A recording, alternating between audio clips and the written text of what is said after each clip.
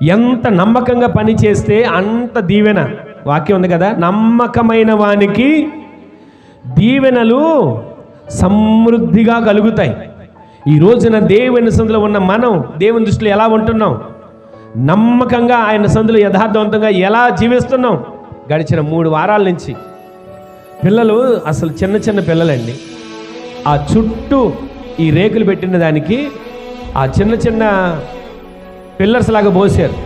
పిల్లలు కలిపి అక్కడి నుంచి పిల్లలు కంకర్రాళ్ళు మోసుకొచ్చి ఆ మూల మట్టిలో కలిసిపోయిన ఇసుకనంతా ఏరి ఆ ఇసుక కలిపి మొత్తం అంతా కంకర కలుపుకొని వాళ్ళు పోసారండి. ఇది ఎవరో పెద్దోళ్ళు పనిని తెలుసుకున్న వాళ్ళు చేసిన పని కాదు, అది చక్కగా చిన్న చిన్న పిల్లలు వాళ్ళ మందిరంలో చేశారు పని. వాళ్ళు ఎంత కష్టపడ్డారని కన్నులతో చూశా. అయితే నమ్మకంగా పని చేసిన వాళ్ళని నా దేవుడు దీవిస్తాడు. ఆమెను చెప్పండి.